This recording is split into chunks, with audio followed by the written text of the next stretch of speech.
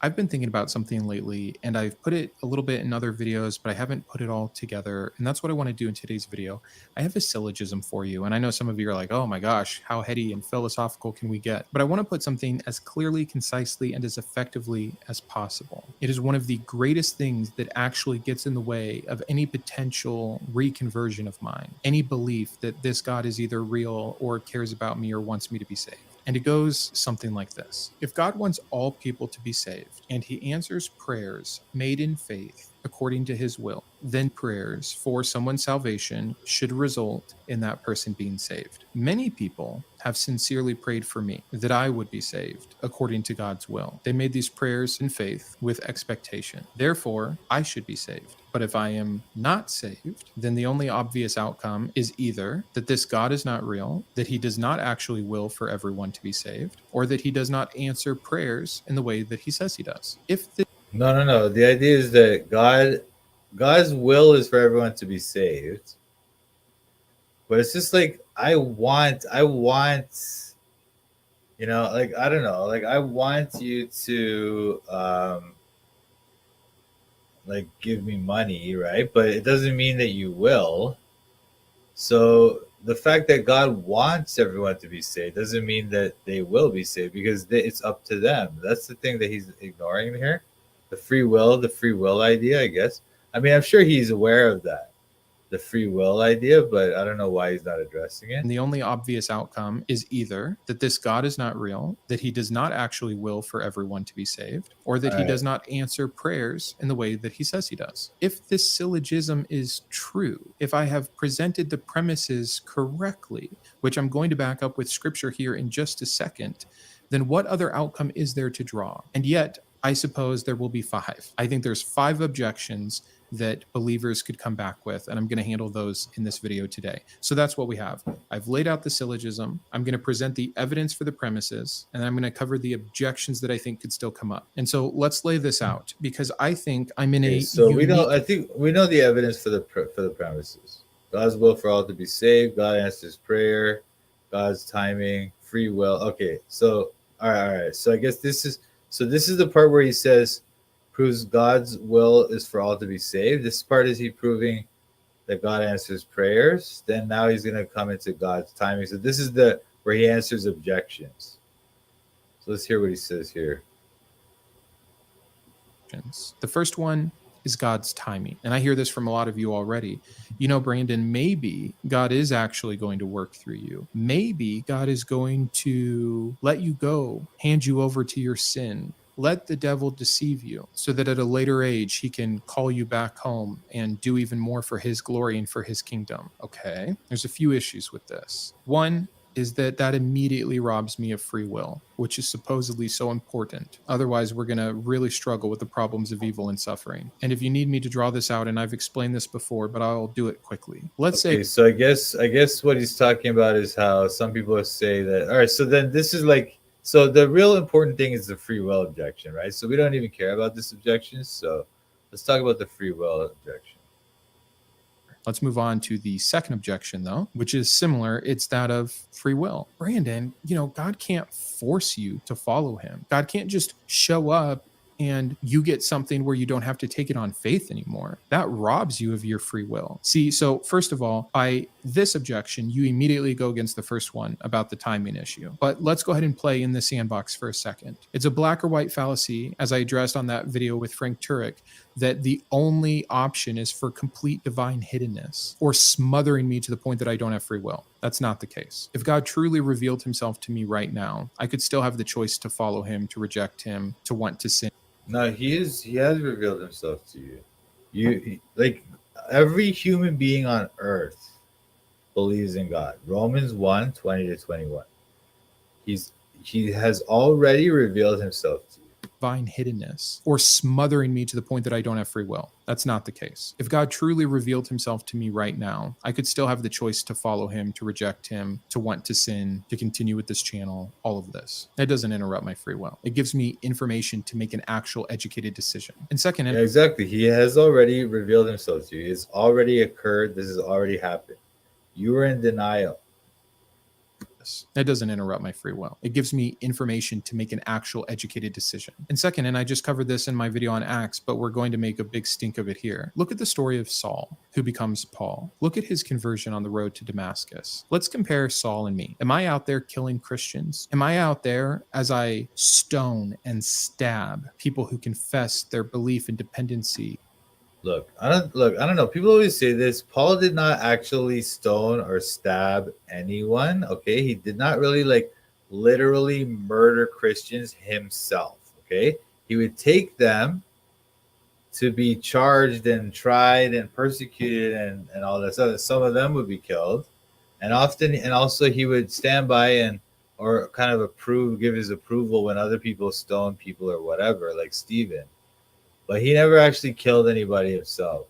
And I stone and stab people who confess their belief and dependency in the Lord and Savior, Jesus Christ. And I bet I have an even better network of people praying for me than Saul did. And yet Jesus showed up to Saul. Did that rob Saul of his free will? If you say no, then Jesus showing up to me won't rob me of free will, and your argument falls flat. But Jesus has already showed up to you.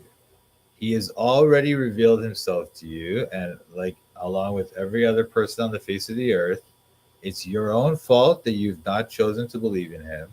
It's entirely your own fault. Free will. If you say no, then Jesus showing up to me won't rob me of free will, and your argument falls flat. But I think it's very clear here that if this God were real, and if he doesn't want me to be lost, and if people are praying that will of his comes to its correct fruition, that actually by not answering those prayers, by purposefully not doing his will, he's interrupting my free will more.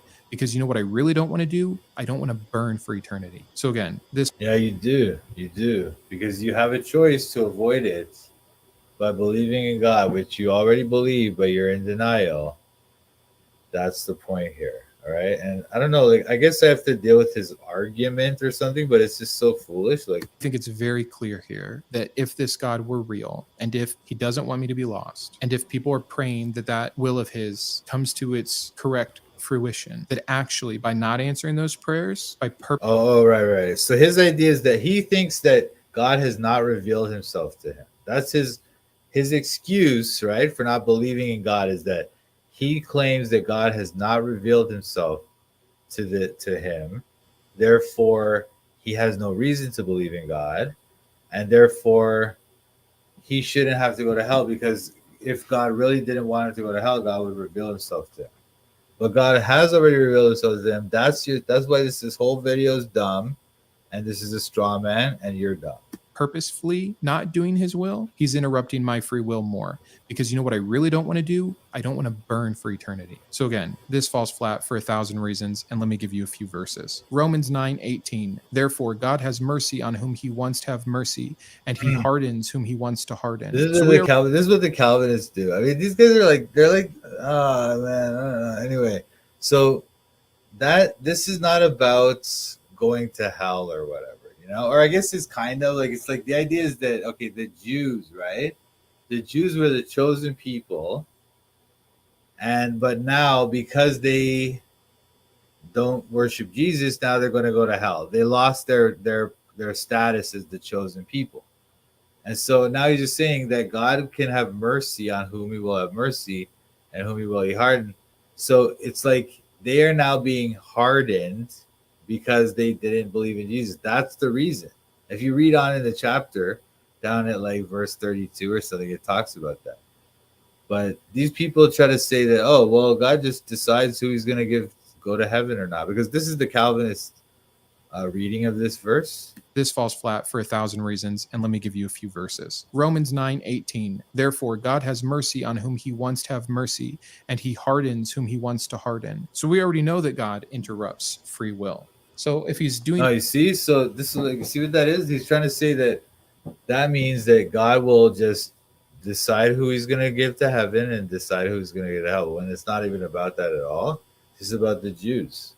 It's got nothing to do with individual people going to heaven and hell. It's not even about that at all. Doing it anyways, he might as well go ahead and do his will to have me saved that everyone else is praying for. Or what about Acts 16:14? One of those listening was a woman from the city named Lydia. The Lord opened her heart to respond to Paul's message. Whoa, has my heart been closed? No, yeah, your heart has been closed because Lydia was a woman who was a godly woman. She was searching. She was going there to pray. That was the thing in that story, right? I think it's Acts. What is that? Acts 17 or something. What is it? Acts 16. Okay, so yeah, that's right. Acts 16. Lydia, she is praying. That's like she knows God already. That's the only thing he opened her heart was so that she would now listen to Paul and then join the church. She was already saved and all that stuff. She knew God, but God opened her heart so that she would come to believe in Jesus and join the church. The Lord opened her heart to respond to Paul's message. Whoa, has my heart been closed? Who closed it? Did God, or did God allow Satan? Either way, that was an interruption of my free will. So, reversal of that, opening my heart, is course correcting. It's something he's willing to do for Lydia, he's willing to do for Saul. What about me? There's just no good answer. John 6:44, no one can come to me unless the Father who sent me draws them. See, God has to do the first step anyways. And again, now you see once again, so they think that means God has to take the first step, but that's not what it is. God will draw you in John. It's like you can see it's very quick, it's quite clear if you read John carefully. Like there's some people who receive the testimony, right? And then that means John 3:33, then that means that God, they have set to their seal that God is true, and then God draws them. And it's quite clear if you read the story, but it's complicated, but like that's not what this is. Like God will draw you, not that God chooses you to be saved, but that when people search for God, when they seek him, then he will draw them to believe in Jesus. That's all that is. it's his will that it happens and everyone's praying for it. What's holding him back? If there's some answer going off in your head that there's something I'm doing or a state of sincerity that's not being met or something before this God can act, you don't know your Bible and you don't know the No. We know the Bible. You don't know the Bible. You're taking verses out of context to make them say things that they don't really mean because you're a deceptive false teacher trying to seduce people away from God because you're a wicked uh, God denier, God hater. sincerity that's not being met or something before this God can act, you don't know your Bible and you don't know the will of your God according to the Bible. Lastly, Philippians 2:13, for it is God who works in you both to will and to work for his good pleasure. So let's get going. God already has to be doing something here. We already No. That's like when you're already saved. That's talking to saved people, right? Philippians 2:13 or whatever it is. So God's talking to saved people, and he's saying, Paul is saying this to the saved people. He's saying, God works in you, saved people, because you have the Holy Spirit indwelling you.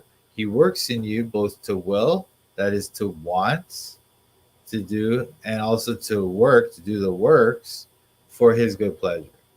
He's doing that work in you. Doesn't mean it's going to work necessarily, but because that's you have to kind of participate in that. But he is doing that work in you. But it's not like he has to do that work in you to get saved. It's like he does that work in the people who are saved. his good pleasure. So let's get going. God already has to be doing something here. We already acknowledge it's going to interrupt free will. So free will cannot be an excuse for why it hasn't happened. No, that wasn't interrupting free will either. It's just that you have your free will, do whatever you want. God will help you, to have the will to do his will, but you have to also participate in that. He's not going to just make you do it, but he will give you that strength or that push if you kind of ask him or seek him. He'll help you, but it's not about overriding your free will or anything like that. Already acknowledge it's going to interrupt free will. So free will cannot be an excuse for why it hasn't happened. Objection 3. Well, Brandon, we don't know everything. We don't know how this God works. God's a mystery. His ways are higher. His thoughts are higher. Talk about a cop-out. And let me start with what scripture has to say. Yeah, God is mysterious. That's a cop out, but it's because like these things. So the only objection that he has that's meaningful is a free will objection, and he didn't deal with it, as we just dealt with. He did not deal with the free will objection. He just took verses out of context to prove something, to make them say something they don't prove. He's strawmanning our free will arguments, okay? And then his other objections are dumb. This God's timing thing is dumb. This is dumb. This is just like, it's like based on his false premise that God has not revealed himself to him when in fact God has, right? Based on that false premise, then you can have these objections. These objections are meaningful if his false premise is true. But his false premise that God has not revealed himself to him is not true. So that's why this is dumb. But we dealt with the free will objections, so I think this is good. This person is just, I mean, it's just sad. What's up, Sal? God bless, brother. Yeah, so I don't know. About Duke 29:29, the secret things belong to the Lord our God, but the things revealed belong to us and to our children forever, that we may follow all the words of this law. In 1 Corinthians 14:33, for God is not a God of confusion, but of peace, as in the churches of the saints. 2 Peter 1:3, his divine power has given us everything we need for a godly life through our knowledge of him who called us by his own glory and goodness. And John 15:15, no longer do I call you servants, for the servant does not know what his master is doing, but I have called you friends, for all that I have heard from the Father I have made known to you. Do you hear this? It's so funny. You just use the one old verse about his ways being higher. And I'm fine with that in this philosophical idea of maybe so whatever. I don't know. Like this, like I say, all these objections, other than the free will objection, all his objections are dumb. And then he strawmanned our free will arguments. So it's just dumb. The whole thing is dumb. This whole video is dumb. These people think they're like these geniuses who, and all the Christians are stupid idiots. It's like, dude, I mean, I get it. If you don't believe it, you don't believe it. That's fine. But do you really think we're all idiots? Well, like the billion of us or whatever it is, like 2 billion. I think there's more than 2 billion Christians. Are they all just stupid? Or what do you think? What do you think? Right? But then I guess they're going to say, oh, well, the other religions have billions of people or whatever. Anyway, I don't know. Do you guys have any other atheist people you need to look at or you want to look at or whatever? Or who was saying, somebody was saying to look at Inspiring Philosophy. I hate that guy, but anyway, we can check it out. Brandon, is that the guy's name? Brandon? Wow. Let's see what this guy says. Redeem Zoomer. Let's see what he says about Redeem Takedown, and I'm really excited about this one. Amber Lost in the Woods, who is a wonderful commenter on my channel, sent me this and said you should take a look. I did. I watched the first 2 out of 40 atheist arguments debunked by Redeemed Zoomer, which has a huge channel, 270,000 subscribers, over 70,000 views in the first day of this video, and I'm replying here on day 2, although I won't post it for a few days, and I'm really excited to go through these. I watched only the first 2 and thought, yep, I want to cover that. The other 38 will be new to me as I go through them with you. He covers all 40 of these in only 9 minutes. So I have to imagine he's very brief, and I'm going to try to be brief, but I may have to expand on some of these. We'll have to see what they are. So I'm going to play you his argument, then I'm going to talk about it, back, forth, back, forth, back, forth. We will see how fast we can do this. Let's have some fun. Let's see what his intro is. Atheists have a lot of arguments, but they never really think of anything new that the church hasn't had answers to for the past 2,000 years. So let's answer them. I think it's kind of a funny premise, to be honest. Why should we have new arguments? Most of our arguments are going against the bad evidence that believers put. No. What he's just saying, like, do you not understand what he just said? He just said that the church has dealt with your stupid arguments. That's what he's saying, guy. Anyway, like, what does this guy? What does he understand? Now he's trying to say. What he's trying to say is, why should we have new arguments? Because our arguments are good. But no, Redeem Zoomer's saying that no, we've already dealt with your arguments. So just deal with what he's saying. Don't just like, anyway, so dumb. So dumb. This is so next level dumb. This is why these people, like, this is why I never do videos about these people. Like, somebody asked me to do a video about this, that's why I did it. But these people are just enraging because they're just like, they don't ever think about it in a smart, intelligent, like nuanced way. They always have their dumb, like, oh man, so frustrating. Put in front of us. There's not just infinite number of arguments out there. And by the way, I don't see Christians making a whole lot of new arguments either. So let's see what he says, though. Religion causes wars. Well, actually, only 7% of all human wars were caused by religion. And if you remove Islamic wars, that number drops down to 3%. Okay, so I did have a chance to look this one up again. I watched the first two questions, and that stat is technically correct, but he's not presenting it in its entirety. It is that the primary cause of the war is religion. Wars are multifaceted, and I have no idea who put together the study or how they evaluated it. This seems Wars are multifaceted, so we could say, so if there's a multifaceted reason for a war, and one of those reasons is religion, then religion causes war. You know what I mean? It's so dumb, so utterly dumb. Why don't you just take that one, man? Just say, okay, you know what? I'm not gonna go with the whole religion causes war argument. It's a dumb argument. Just let it go. Just let it go, bro. But this guy's gonna fight for it and say some stupid thing.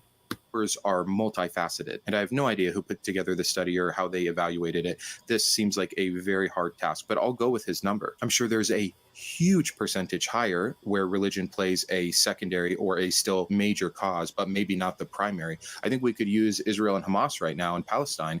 That is technically probably the primary cause of that war, might be land dispute. But what's lurking right underneath that? And if you don't think there's a whole lot of religion going on there, listen to some of the people who actually committed these atrocities on both sides as they do it for their God. The fact of the matter is, religion has still played a huge part and sometimes a primary part in many of the world's most deadly conflicts, period. So, okay, let's say it does. Let's say it does. Religion plays a part in many of the world's major conflicts. What does that prove? Is that an objection to Christianity? Is that a reason why, like, is that, let's just say that's true, right? Is that a reason to say that Christianity is false or that it's not, or that whatever, or like, it's just not, it's not a reason for that. That may be true, but it doesn't prove that it's wrong. It doesn't prove our religion is wrong or anything. It's just like, why even go into this? I think the biggest thing here is religion shouldn't be causing wars. If it's the peace that surpasses all understanding, if it's the one truth, why are we all arguing? And yes, if we Because what again, it's not like, anyway, first of all, oh man, this God gives us the peace that passes all understanding. It gives us that peace of mind. He will give us that, when we pray, right? That's what Philippians 4 is talking about. It's not saying that like he's gonna cause us to not fight wars. That's not what he's saying. Like, it's so dumb. If it's the peace that surpasses all understanding, if it's the one truth, why are we all arguing? And yes, if we were just talking about Christians and we were talking about, well, sometimes we can't help but get involved in war because they come after us. There's a lot of wars and a lot of killing that Christians have done in the past in the name of their God as the aggressor. Really, the Abraham. So what, man? So what? That happened.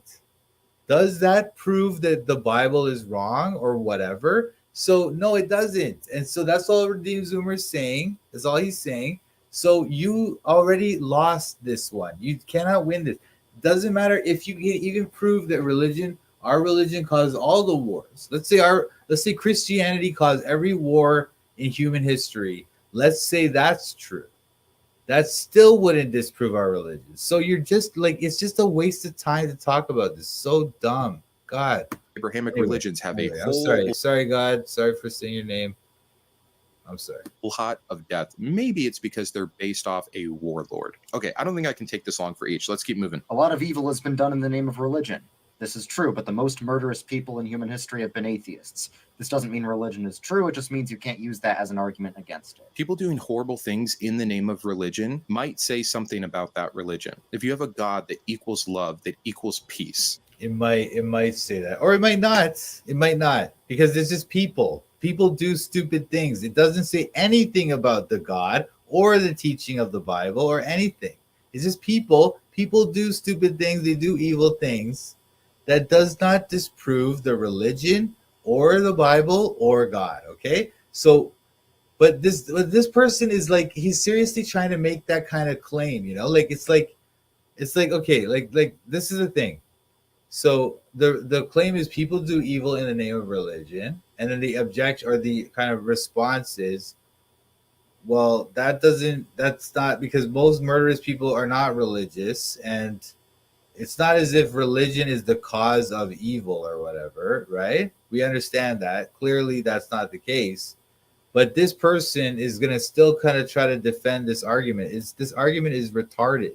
Anyway, It's true. It just means you can't use that as an argument against it. People doing horrible things in the name of religion might say something about that religion. If you have a God that equals love, that equals peace, there really shouldn't be any justification for committing atrocities in his name. But there is good justification if you just read your Bible. Christians can't have it both ways. Horrendous things have been done in the past, are continuing to be done, and will happen in the future because of religion. And no, it doesn't make religion. so does that mean like horrendous things have never been done in the name of atheism or whatever? Like, what is this guy trying to say? Or the idea that when people believe in atheism and they believe there's no God, there's no right or wrong or whatever, those people don't do bad things? Those people don't do, like, what are you talking about, dude? What are you saying? Anyway, untrue, but it sure brings into question what kind of God this would be if it indeed is real. And he does have listed up on the screen here, and I'm not going to get into it because it's really, really been handled a million times. This is funny to me. We're only 2 questions in. His main gripe was that atheists just keep bringing up these same points. He's bringing up stuff that has been so easily debunked, that the main atrocities. no, nothing. You haven't debunked anything he said. Not even one thing he said have you debunked. You have not debunked anything he said. All you're doing is just you're yapping. So it's, I guess in your mind you think you debunked him or something. You didn't debunk one thing he said. And I don't even like Redeem Zoomer, right? But I'm just saying, like, oh god, this is so ridiculous. Keep bringing up Sorry, these guys. same points. He's bringing up stuff that has been so easily debunked, that the main atrocities that have been done by individuals have been atheists. That's simply not true. We'll handle that in a separate video. If you were born somewhere else, you wouldn't be a Christian. Okay, and if you were born somewhere else, you wouldn't be an atheist. Everyone's beliefs are shaped by their context. 100%. You're right. You didn't debunk the argument. You agreed with it. I am very aware that if I was born in a different era or a different. Yeah, well, that's dumb too. Because once again, God has revealed himself to you, atheist man. And the reason you choose not to believe in him is because you're just one of these people who doesn't want to believe. But the thing is, what's interesting is that they'll say, okay, you believe in Christianity because you grew up in this Western Christian, post-Christian culture or whatever, this Christianity in your culture, that's why you believe it, right? But Christianity was in his culture, he doesn't believe it. So it's not the mere fact that you live in this culture that you believe it. It's just like, so another dumb argument for the atheist. Debunk the argument. You agreed with it. I am very aware that if I was born in a different era or a different country, I would possibly, most likely, not be an atheist, because religion in many places and in many times has been so strong, and there hasn't been access to the internet or to information or to even the freedom. The internet. The internet is why there's atheists, guys. Except for that whole thing. You know, remember that thing? Remember those, like, what are those guys, like the 4 horsemen of atheism or whatever, like Richard Dawkins and Hitchens and stuff? That was before the internet, you know. And then look at like atheism itself is older than the internet, obviously. Like remember that guy? What was that guy's name? There's so many of them. You know, that guy. Oh man, I can't remember his name. Anyway. Believe differently. That doesn't mean it's real. However, the fact that where you are born will dictate, most likely, what God you believe in, I think is incredibly problematic for the believer who claims there's only one true God. How do you know which religion is true? Well, everyone, religious or not. What? And there hasn't been access to the internet or to information or to even the freedom to believe differently. That doesn't mean it's real. However, even the freedom to believe differently. Well, I think there was a lot of freedom to believe differently. Like, I mean, let's just say any of these Christian countries, they didn't just make everybody believe in Jesus. They didn't do that, you know, like England. Did England just force everyone in England to believe in Jesus, or everyone in the British Empire or whatever? No, they didn't. They absolutely did not, you know? And it's like, I don't know, like Christianity wasn't really forced on people like that. It wasn't. to information or to even the freedom to believe differently. That doesn't mean it's real. However, the fact that where you are born will dictate, most likely, what God you believe in, I think is incredibly problematic for the believer who claims there's only one true God. How do you know? Well, anyway, I guess Redeem Zoomer dropped the ball on that one by kind of accepting the premise, but that's another, I think, dumb argument by atheists. I don't understand why anybody thinks that's a strong argument. Know which religion is true. Well, everyone, religious or not, has faith in a certain worldview. It's just that some worldviews are called religions and some are secular. But everyone has to ask the question of which worldview best explains the world. Is this an argument? How do you know which religion is true? And his answer is that you have to look at which worldview maps up with which religion. That seems incredibly faulty, first of all. There could be false religions that have a really great explanation for their worldview. It doesn't make No, well, what he's saying is that, okay, so there's different worldviews, right? Like a metaphysical kind of worldview, right? So, like, for example, you have atheism. That atheism is a metaphysical worldview. The worldview is like this thing, it's the way you see the world, but it's the things of the world that you can't really prove or disprove. So if you believe that there's no God, that is a worldview. You see the world in that way, that there's no God, but you can't prove it or disprove it. If I believe there's a God, that's my worldview. A theism, let's say, or deism or something, right? But I can't prove it or disprove it either. That's a worldview, right? So everybody has a worldview. If you're an atheist, that's a worldview. If you're an agnostic, that's a worldview. And we can compare those worldviews as to which one of those is logically consistent within its internal logic, you know? So, for example, with atheism, we could say, for example, that the atheist is claiming that there's no God, but you can't prove whether there's a God or not. So the claim that there is no God is just irrational, faith-based. It's just as much of a religion as the claim that there is a God, you know? So that's why that's logically inconsistent within its internal logic. That's why you can disprove the worldview, you know? make them true. Or just because one matches up better with reality than others also doesn't make that one true. I think it's a totally fair question, and he in no way debunked it. There's no scientific proof that God exists. Well, by definition, science can only prove things inside the natural world, and by definition, God is something outside the natural world. So science can neither prove nor disprove God. Well, true, and that's fine, but God is only outside the natural world because we haven't been able to prove him. If you could prove God, you would. The fact that you can't means that you have special pleading and you... No. God is not outside the natural world because we can't prove him. He is, by definition, outside of the natural world. He is supernatural. Okay? So, according to the, ways of knowledge production that science uses, we cannot disprove or prove God. That's just the way it is. It has nothing to do with what do you say? haven't been able to prove him. If you could prove God, you would. The world. So science can neither prove nor disprove God. Well, true, and that's fine, but God is only outside the natural world because we haven't been able to prove him. If you... God is only outside the natural world because we haven't been able to prove. No, that's not. That's dumb. God is by definition outside of the natural world. He is outside of our ability to prove or disprove using science. He is that by definition. That is who he is. If you could prove God, you would. The fact that you can't means that you have special pleading and you have put him outside of all other knowledge. And the way... No, it's not all other knowledge. That's the other thing. See, now he's trying to say all knowledge is within the natural world. That's not true either. There's knowledge that's outside the natural world, like math, or geometry or something like that. It's not there's no real triangle in the real world, right? There's no real number 2, It's just in our head, right? So these things, which are true, logic, math, whatever, those type of things, they are not part of the natural world. Okay?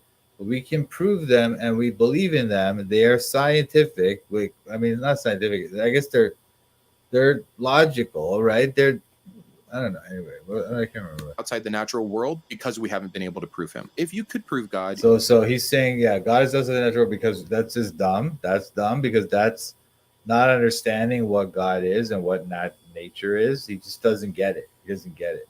you would. The fact that you can't means that you have special pleading and you have put him outside of all other knowledge. Yeah, so now he's trying to say it's special pleading to say God is supernatural. That's also dumb. It's like he doesn't understand the definition of God, of nature, and of supernatural. So he's trying to say that the mere fact that we say God is supernatural, which again is by definition, he's trying to say that by saying that we're special pleading. Special pleading is when you like go out of your way to kind of save an argument, even though that's not a logical reason to believe something. You just make something up that's like extra more than any other argument would receive because you want that argument to be true. That's what they call special pleading. But this is not special pleading.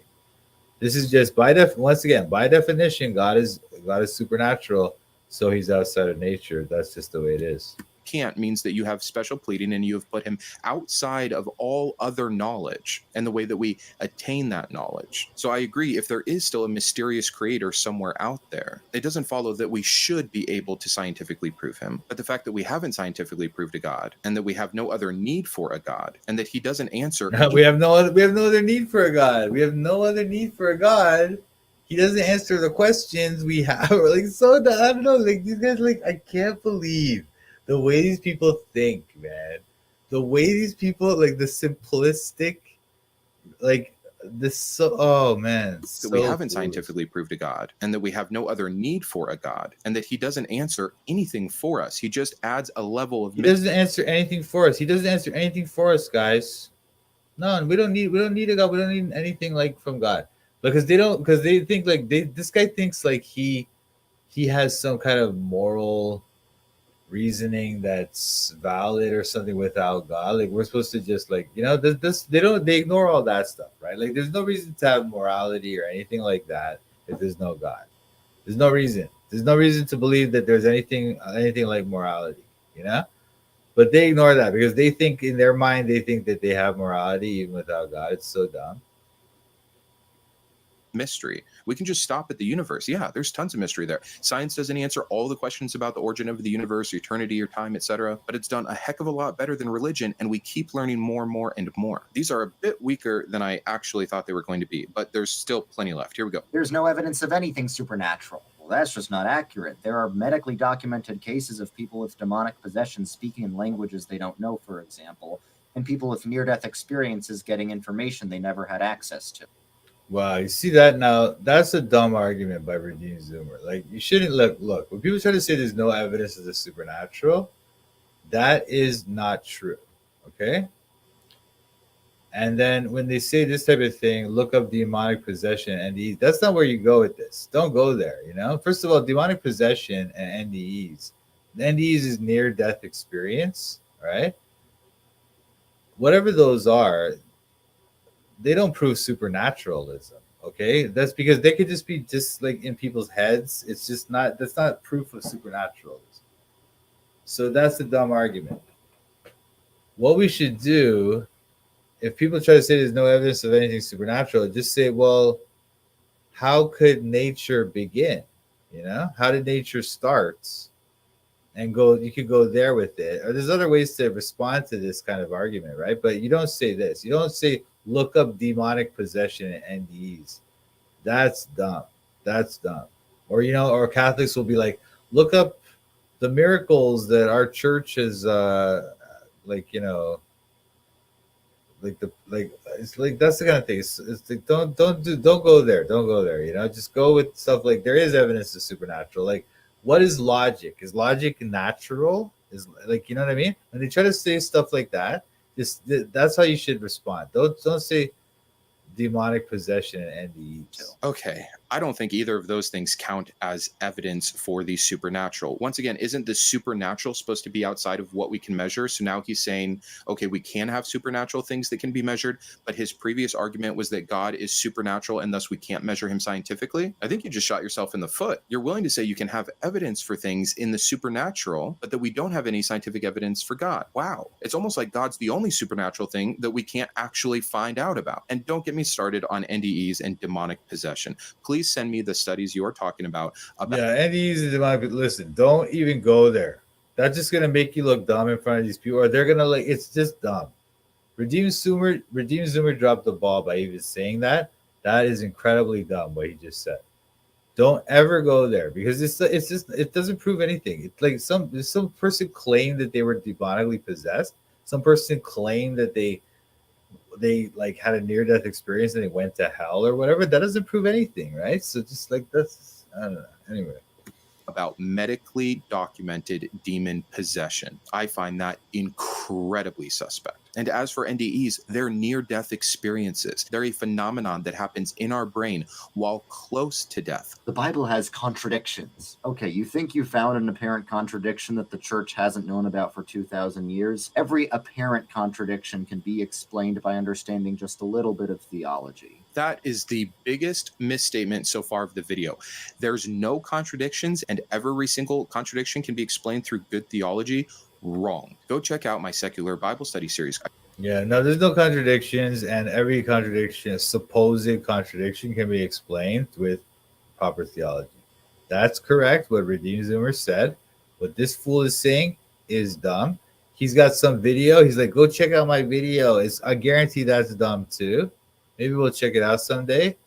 I'm getting sick of watching this guy, so probably not today. But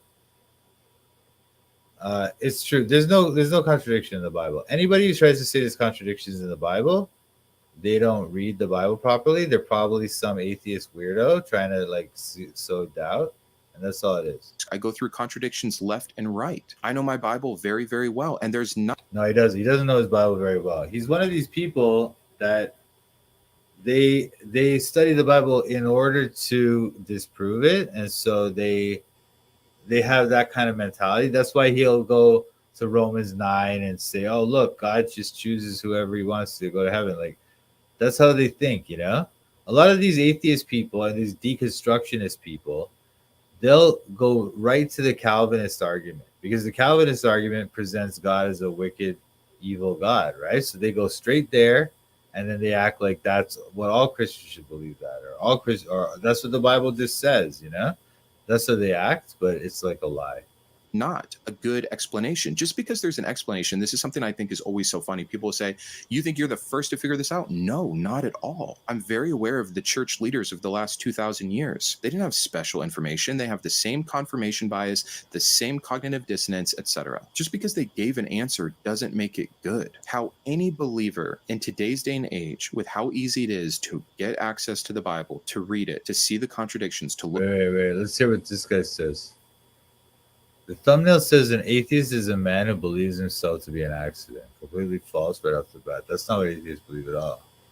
So why should anyone trust what you say? So what do you think you are, atheist? You're not an accident. So how did you come to be? If it's not by like random, unguided natural forces, there's no God, right? So how did you come to be? How is that not an accident? What are you talking about? Anyway. Look at the context, to look this stuff up. Just because there's a Christian answer to it, unapologetic. An accident. We're saying, what is that? We're trying to say, look, we're not trying to say it's a mistake. We're trying to say that it's a thing that happened randomly through an unguided process, right? That's not like by a purposeful reason, like as we believe through God making us. God made us for a reason, right? You believe there's no God, so therefore however you came to be is not for a reason by a creator. It's just like a random accidental thing. That's what we're saying.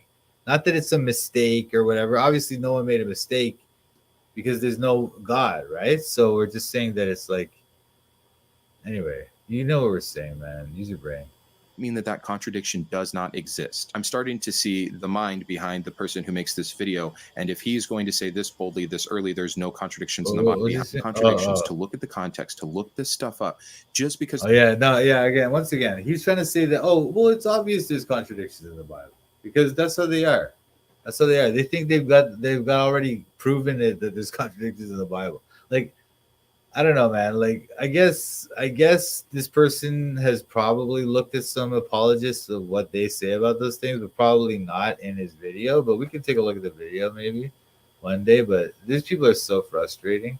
because there's a Christian answer to it, unapologetic, doesn't mean that that contradiction does not exist. I'm starting to see the mind behind the person who makes this video, and if he's going to say this boldly, this early, there's no contradictions in the Bible, I am not very hopeful for what is to come. The Gospels were anonymous. Okay, anonymous doesn't mean we have no idea who wrote them. It just means the names of the authors aren't signed in the text itself. But we literally have writings from church fathers who knew the apostles and can verify that they indeed wrote the books named after them. This has been debunked so many times. There's so much good scholarship on this. This isn't Brandon's opinion. This is good New Testament scholarship. This is just a Good New Testament scholarship.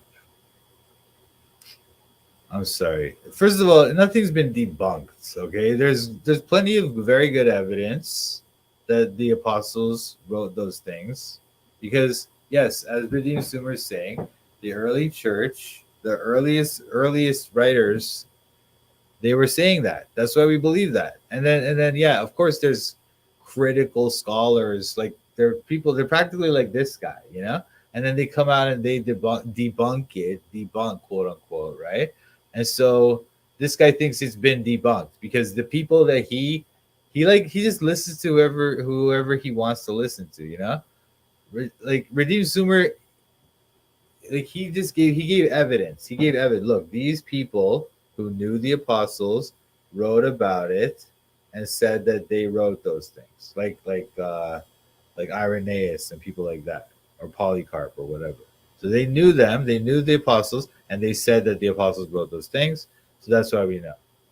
Then this guy's just like, he doesn't present any evidence to counteract what he said. He's just like, oh no, this has been debunked. The scholars debunked it. The New Testament scholarship, you know. But they haven't debunked it. There's a debate. There's some scholars that they disagree. Matthew didn't write this or whatever. There's scholars that no, they say that Matthew did write it. You know, so it's not like they've been debunked. It's just that there's this debate going on in the scholarly community, and it's because a lot of the scholars are these critical types, and they have a bad way of thinking about the Bible, in my opinion. Complete denial of the facts. This guy is just saying arguments and then saying which is not an argument. No, I don't think. No. Hold on. I don't think the people who aren't my religion are stupid. I think atheism is stupid. Okay? I don't think atheists are stupid. I think atheism is stupid. So, for example, you're an atheist. I assume you're an atheist or something, right? So then what I'm saying is that your atheistic belief is stupid. I'm not saying you're stupid, because some people who are smart do stupid things and believe stupid things. And that's what I'm saying you're doing. Okay? You may be stupid or you may not be. But what I'm saying is that your atheist belief is stupid. Okay?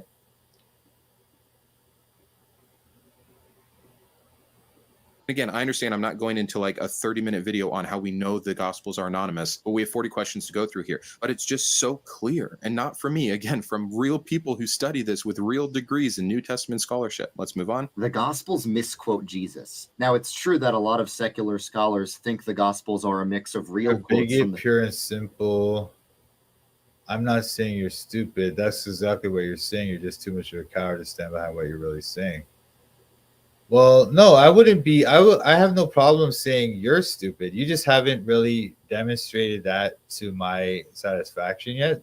For if I felt like you were stupid, if you did or said something truly stupid here, then I would tell you that. I have no problem saying that. I'm not scared to tell you that.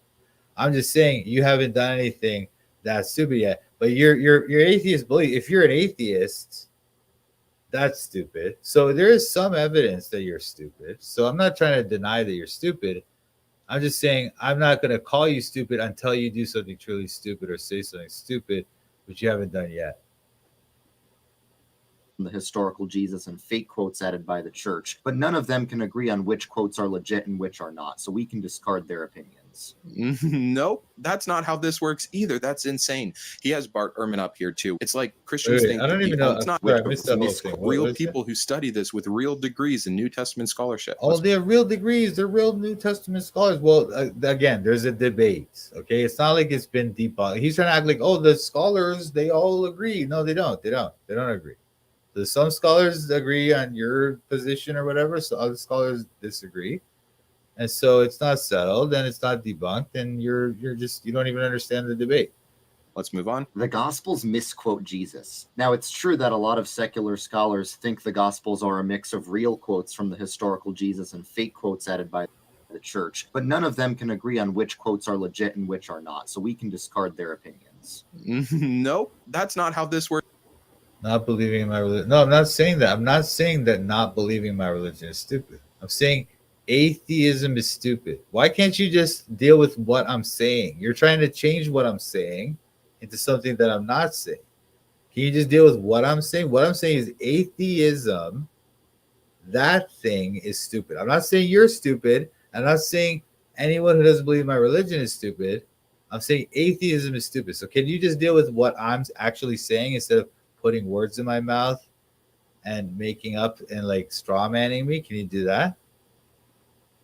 Works either. That's insane. He has Bart Ehrman up here too. It's like Christians think that the only person who says these kinds of things is Bart Ehrman. Yeah, he's really famous for saying them, but he represents a lot of what New Testament scholarship has a consensus on. The very fact that we can't verify Consensus. I wouldn't say that. Once again, they're always trying to say consensus. The Gospels misquote Jesus.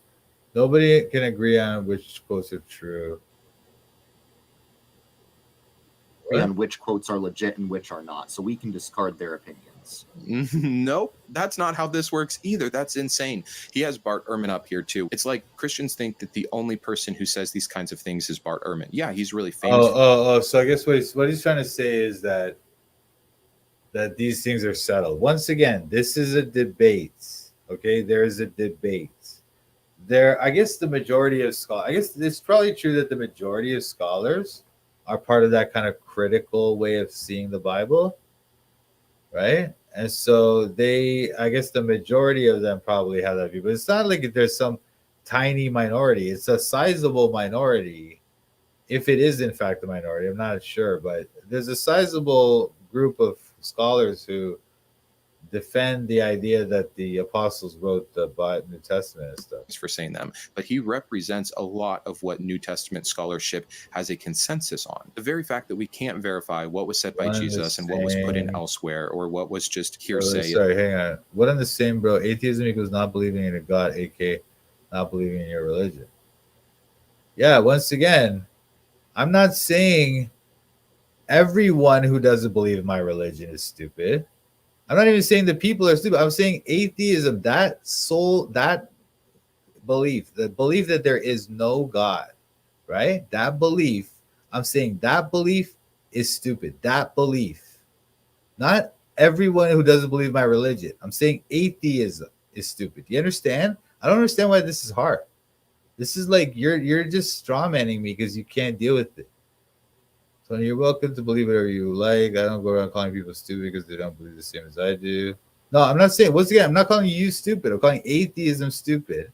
And yes, you are stupid, sorry, not you, but your belief of atheism is stupid. That belief, that is a stupid belief.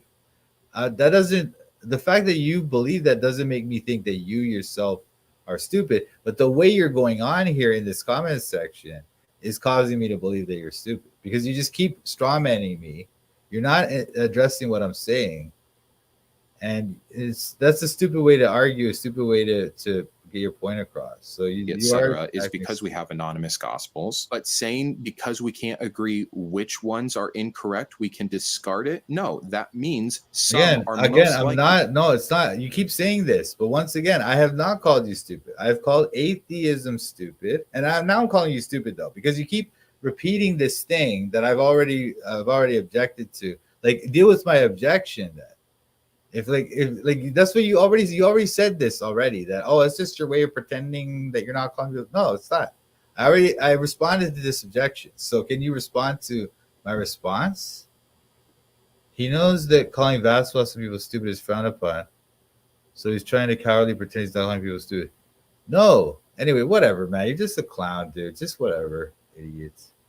I don't even care. I don't even care about incorrect. And the fact that we have a claimed book of perfect truth from the author of Not Confusion, and we can't even know what the most important character in all of history said or did not say, is problematic. It is not something we just No, because once again, we don't subscribe to your view that the Bible gets Jesus's words wrong or whatever. We don't subscribe to that view.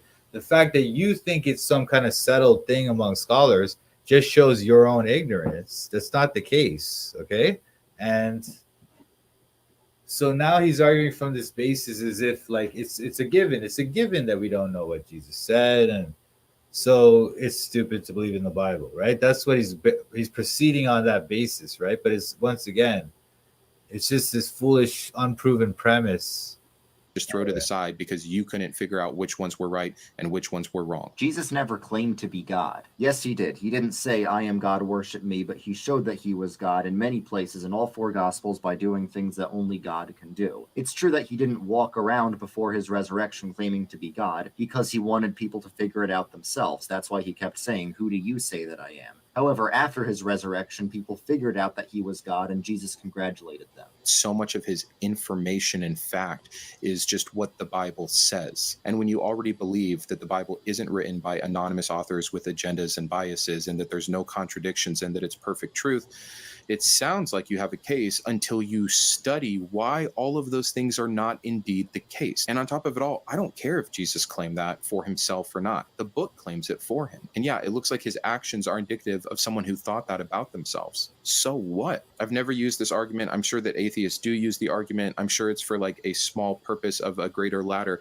but this isn't a hill anyone is willing to die on. And it simply doesn't change any of the facts about if the messages and the claims of the Gospels are true or not. The later one of the Gospels was written, the more divine it makes Jesus seem, so we can extrapolate that Jesus was originally a human figure who got made more divine over time. All right, maybe some Gospels emphasize Jesus' divinity more than others, but what about Paul's letters that fully confess the divinity of Jesus and were also written before any of the Gospels? So that breaks your pattern. Yeah, I don't care about this pattern, and I'm sure that some atheists have pointed this out, and I think it's something to consider. It can't prove anything. I think that's a thing that maybe the believers don't understand. So now it's like he's responding to the like Redeem Zoomer's arguments. I don't know what Redeem Zoomer's are responding to these dumb arguments of atheists. Like the atheists make these dumb arguments. I don't think they do. But this guy who's not the smartest atheist I've seen, even he thinks it's dumb. So I'm sure most atheists don't really go in for this stuff.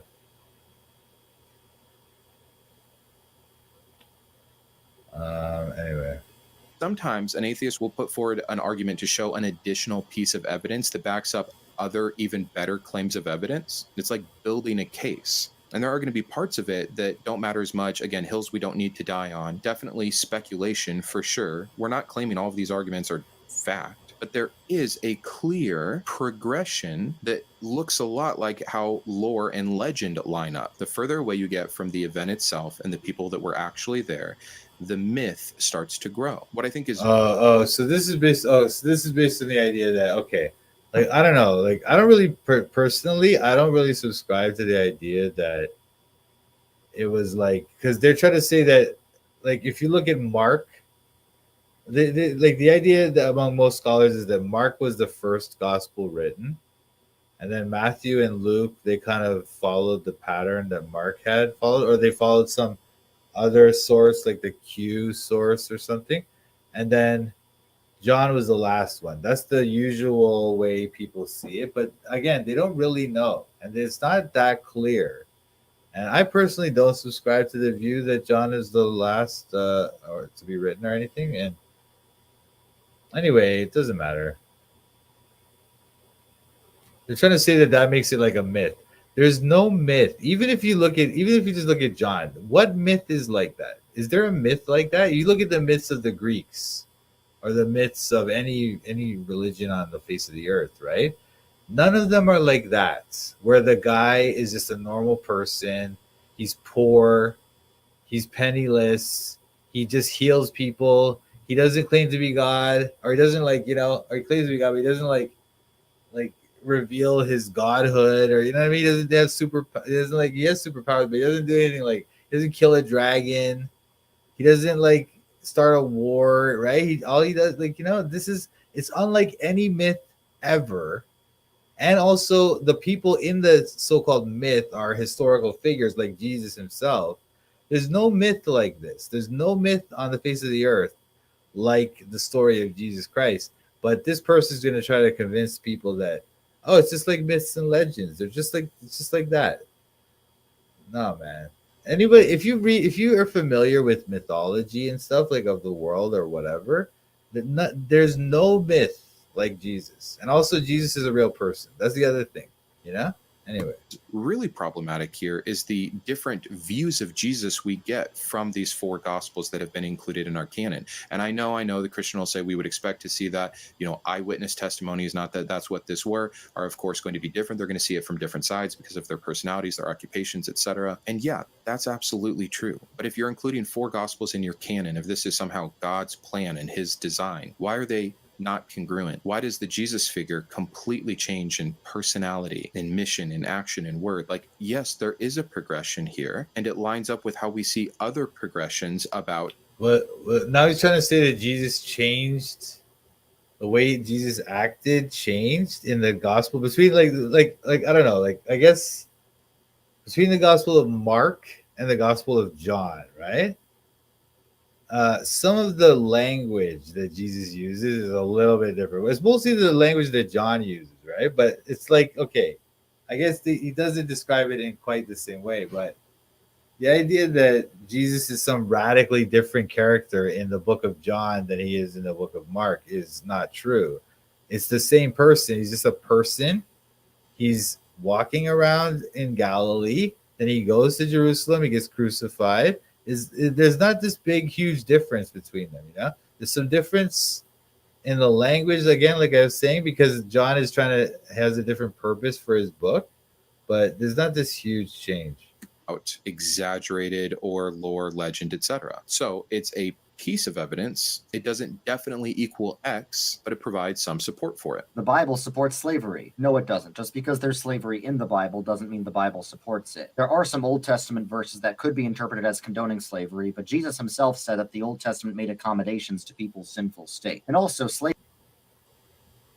So they're trying to make that accommodation argument. I guess that's all right, I guess, but whatever. Slave owners in the American South had slave Bibles for their slaves to read, but it omitted a lot of the real Bible. So if the Bible actually did support slavery, this wouldn't have been necessary. I'm going to freaking lose it. How dishonest. He is either, and I'm not trying to attack him as an individual, I don't know him at all, but from this statement alone, if you are a believer and you make a statement like this, you are either ignorant, you simply have not read your Bible, or you are. So what he's trying to say, I mean, don't you hate this attitude they have about what he's trying to say is that if you don't accept the premise that the Bible supports or whatever slavery, then you're ignorant, right? But it's once again, I don't know, man. People like this, it's impossible to explain this because it's complicated, so it requires some explanation, but it's quite obvious that the Bible's teaching on slavery or what the Bible says about slavery is very different than any other culture, and it's the reason why Christians ended slavery. Christians are the ones that ended slavery.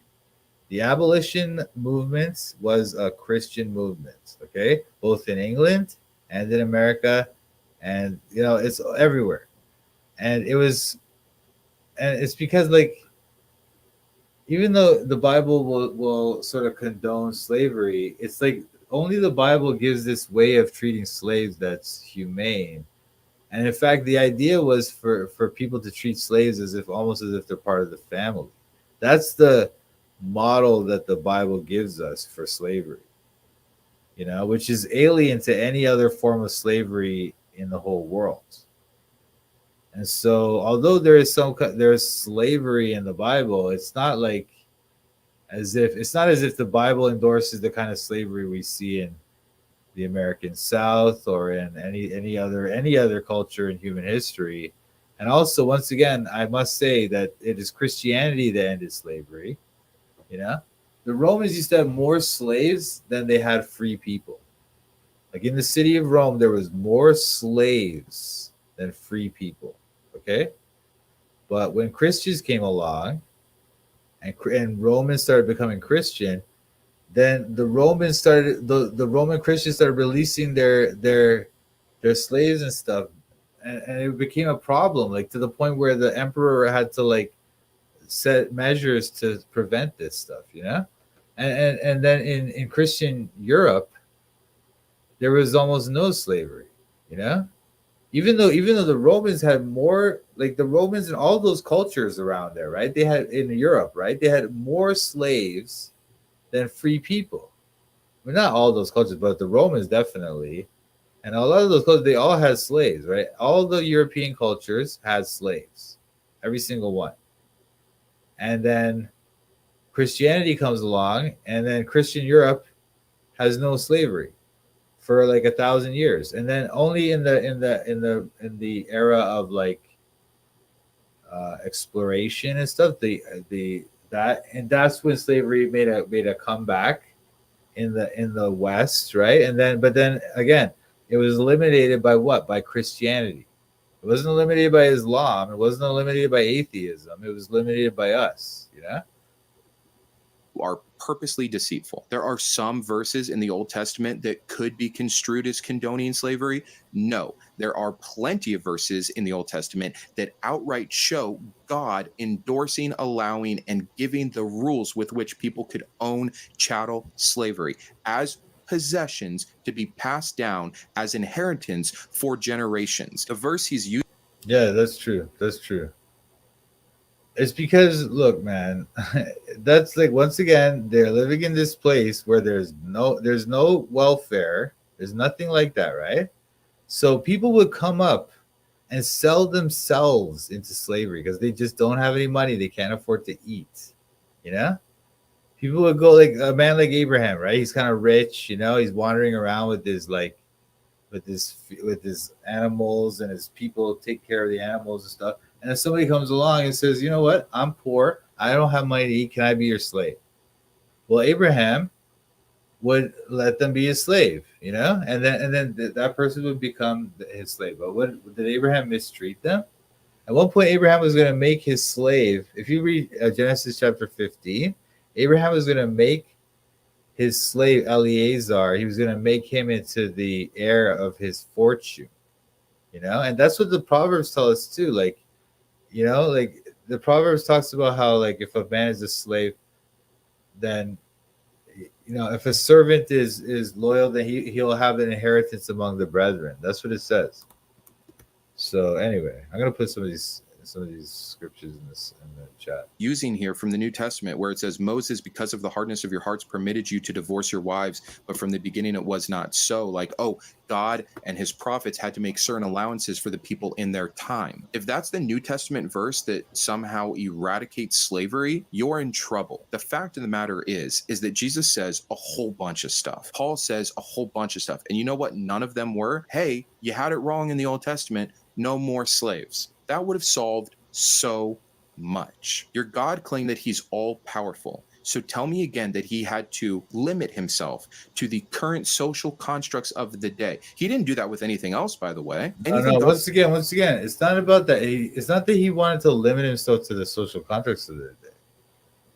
God doesn't have a problem with slavery in and of itself. What he has a problem with is a slave master who is cruel to the slave, or a slave who is disobedient.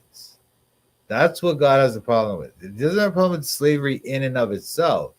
But at the same time, you can see from the Bible that way of dealing with people is not something the Bible is really promoting.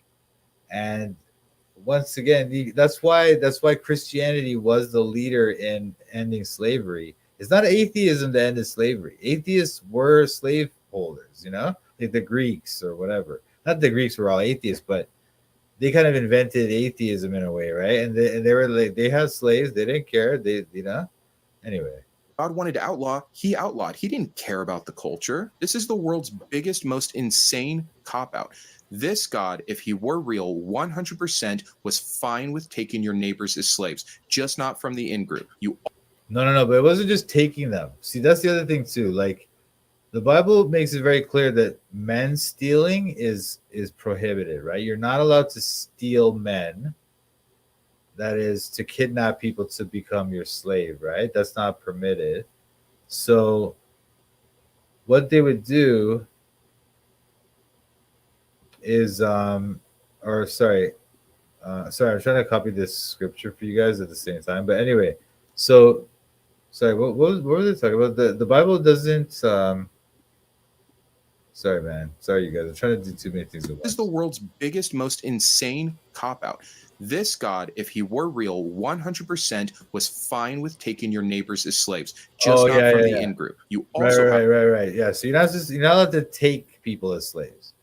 They were allowed to buy slaves because these are people. I mean, people were on the market as slaves. And the Hebrew guy, he's allowed to buy the slave. But it's better for that person to be bought by a Hebrew than by an Egyptian or a Roman. Because the Egyptian or the Roman, they could literally just rape them to death, or do whatever they want. They can just literally do whatever they want to them, But Hebrews, they can't. They have to understand that this slave, he's your property. Yeah, that's true. But he's also a child of God. And if you mistreat him, he can pray to God and God will punish you. That's also in the Bible, So I don't know. These people, they hate God, they hate the Bible, so they latch on to these things and they find the worst way of explaining it, and they act as if that's what all Christians believe. But we don't believe that. We have a more nuanced understanding of the Bible than you. Okay.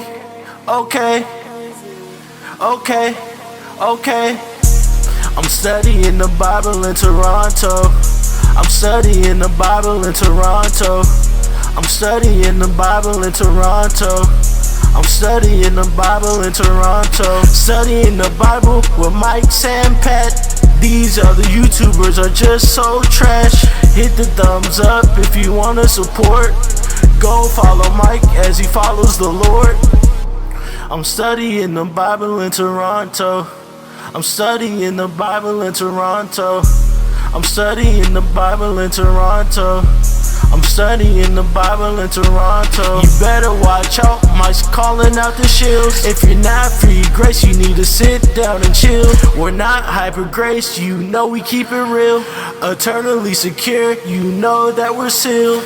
We don't back low, we're not workspace heretics. Mike's not in it for the money, trying to get a lick. They out here selling their souls for a couple clicks. Becoming Freemasons so they can't just get rich.